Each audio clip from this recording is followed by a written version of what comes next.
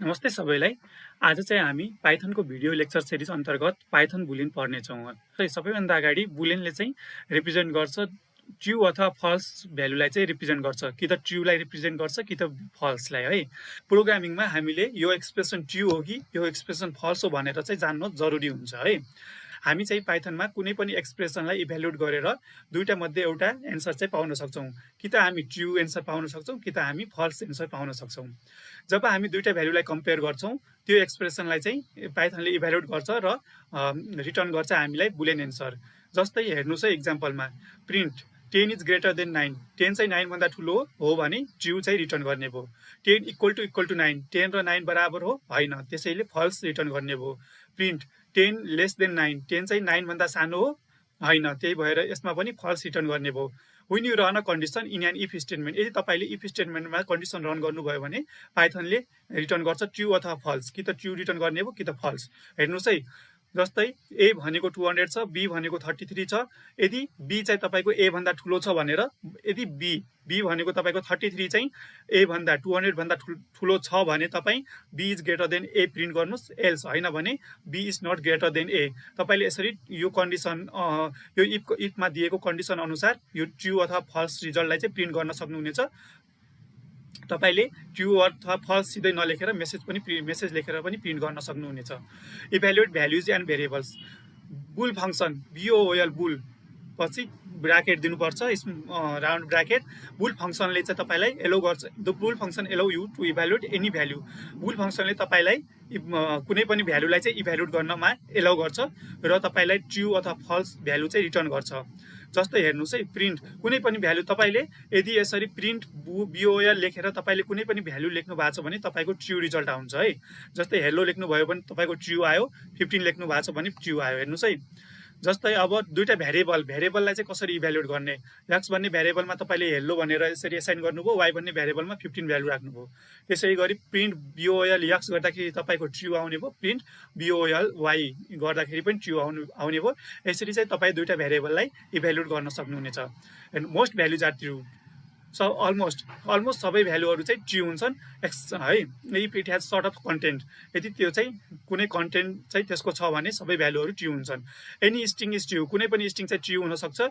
Empty string बाहेक सबै string true हुन सक्छ। कुनै पनि नम्बर ट्रु हुन सक्छ, 0 बाहेक। कुनै पनि लिस्ट, ट्युपल, सेट र डिक्सनरीहरू ट्रु हुन सक्छ इम्पिटी बाहेक। जस्तै इक्जाम्पल हेर्नुहोस्, following will return true. BOOL लेखेर तपाईले ABC गरेर यसरी प्रिन्ट गर्नुभयो भने यसले ट्रु रिटर्न गर्छ। 1 2 3 लेखेर पनि प्रिन्ट गर्नुभयो भने पनि ट्रु रिटर्न गर्छ र यसरी तपाईले लिस्ट क्रिएट गरेर लेख्नुभयो भने पनि ट्रु रिटर्न गर्छ। कस्तो कस्तो भ्यालुहरू फल्स दिन्छ हेर्नुहोस् है। In fact there are not many values that evaluate to false. धेरै जस्तो भ्यालु चाहिँ छैन फल्स इभ्यालुएट गर्ने, एक्सेप्ट इम्पिटी भ्यालु। इम्पिटी भ्यालुहरूले तपाईको फल्स रिजल्ट दिन्छ। जस्तै small round bracket, empty round bracket, empty square bracket, empty curly bracket, empty string and the number 0 and the value ननले चाहिँ तपाईको फल्स रिजल्ट चाहिँ दिने भयो। र अफकोर्स भ्यालु फल्सले पनि तपाईको फल्स इभ्यालुएट गर्छ। त्यसै गरी वान मोर भ्यालु चाहिँ or object in this case, one more value or object in this case evaluate to false and that if you have an object that is made from a class with a len function।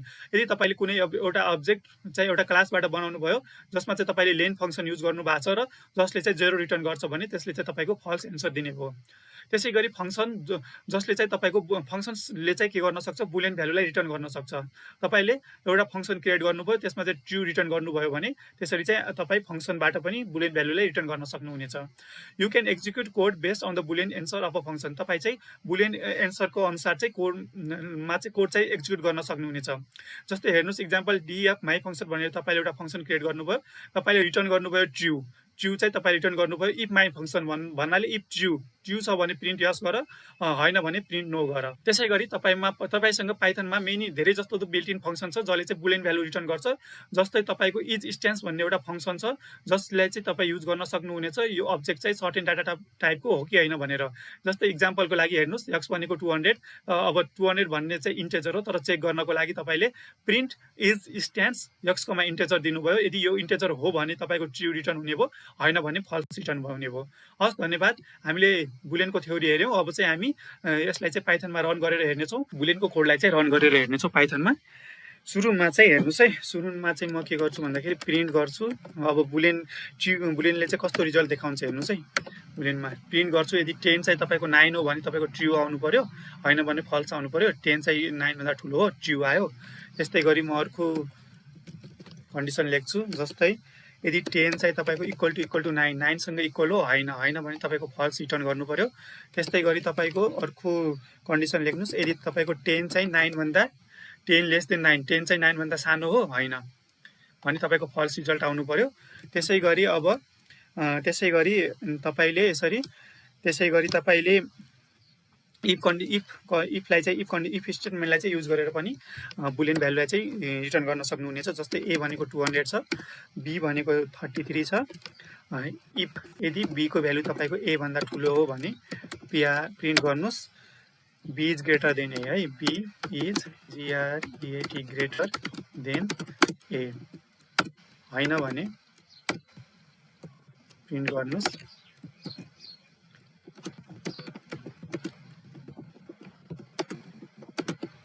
ए भनेर print गर्नुहोस्। अब तपाईँ यसलाई run गर्नुहोस्। तपाईँको be भनेको कति छ, 33 छ, 33 200 भन्दा ठुलो हो, होइन भने तल तपाईँको एड्समा भएको प्रिन्ट चाहिँ B is not greater than A print हुनु पर्यो। यो प्रिन्ट भयो। तपाईँले चाहिँ यसरी बुलियनलाई चाहिँ इफ एल्स स्टेटमेन्टको रूपमा पनि लेख्न सक्नुहुनेछ।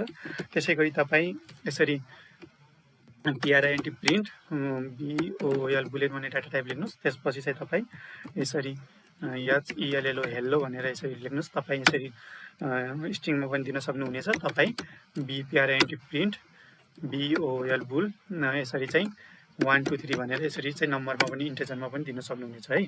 ट्रु भयो, ट्रु किन आउँछ एकछिनमा भन्छु म। त्यसपछि चाहिँ तपाईँ यसरी भेरिएबल बनाएर x equal to HELLO hello भयो, तपाईँको y इक्वल टु 15 भयो। त्यसै गरी print BOL bool print BOL मा चाहिँ तपाईँको x छ र प्रिन्ट BOL मा चाहिँ BOL मा चाहिँ तपाईँको y भनेर तपाईँले यसरी BOL मा चाहिँ y भनेर प्रिन्ट गर्नुहोस् र यसलाई रन गर्नुहोस्। तपाईँको यसरी तपाईँले भेरिएबलमा पनि क्रिएट गर्न सक्नुहुनेछ है। त्यसै गरी हेर्नुहोस् है, तपाईँले अब कस्तो भ्यालुलाई चाहिँ ट्रु भनिन्छ, कस्तो भ्यालु भर्खर हामीले चेक गऱ्यौँ।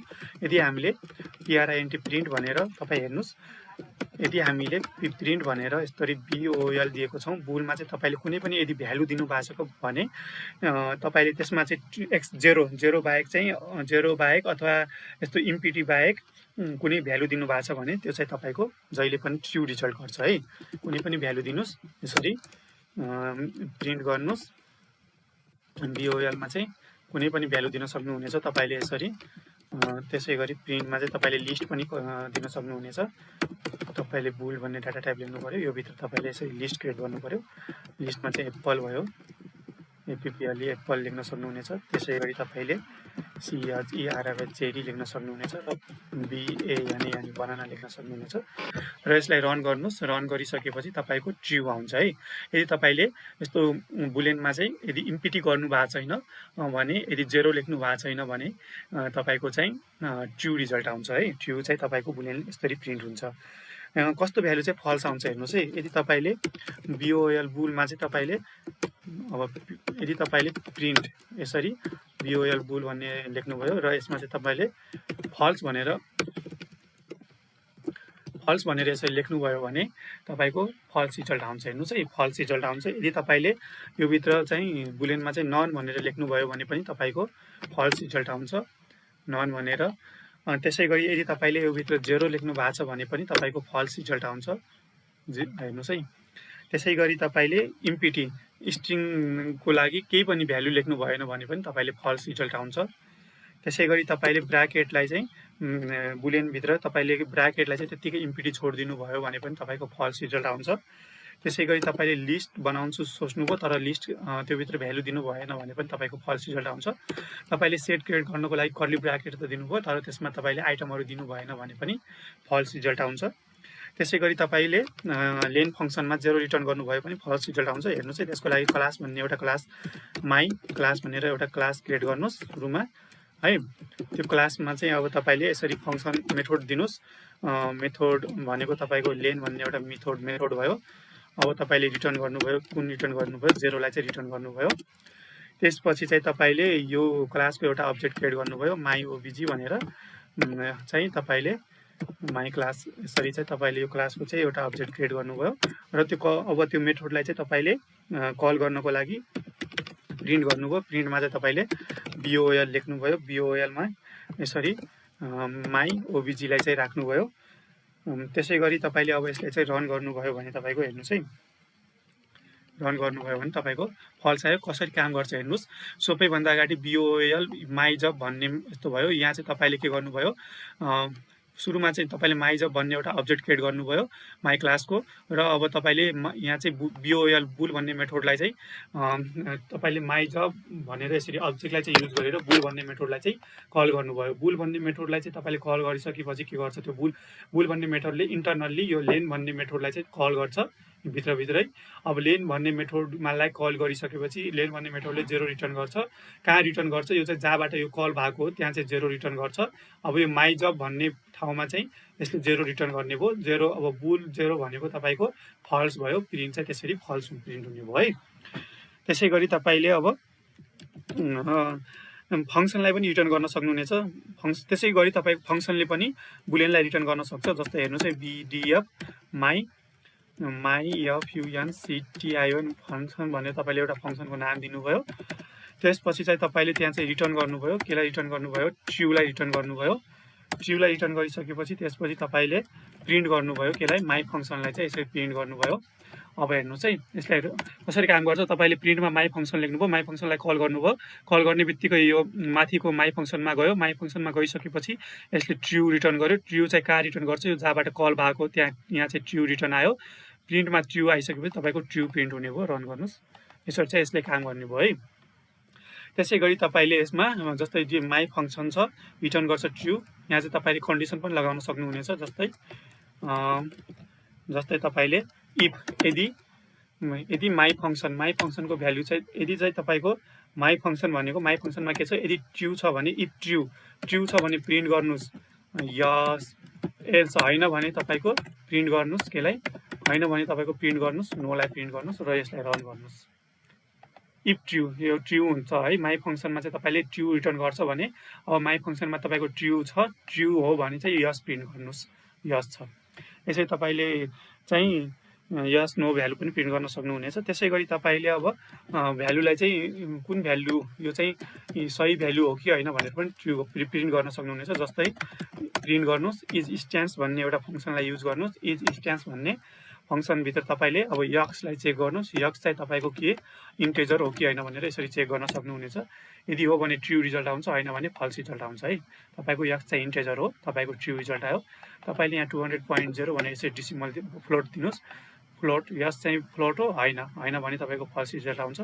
यदि तपाईँले इन्टेजरको ठाउँमा यहाँ फ्लोट लेख्नुभयो भने यक्स चाहिँ फ्लोट हो भने तपाईँको ट्रु रिजल्ट आउनु पऱ्यो। यसरी तपाईँले चाहिँ यसरी अब्जेक्ट चाहिँ इन्टेजर फ्लोट हो कि होइन भनेर चाहिँ चेक गर्न सक्नुहुनेछ। हस्, धन्यवाद। आज चाहिँ हामीले बुलियनको कोडलाई चाहिँ पाइथनमा रन गरेर हेऱ्यौँ। कुनै कमेन्ट भए कमेन्ट बक्समा लेख्न नभुल्नु होला। मेरो च्यानललाई लाइक गरिदिनु होला, सब्सक्राइब गरिदिनु होला। हस्।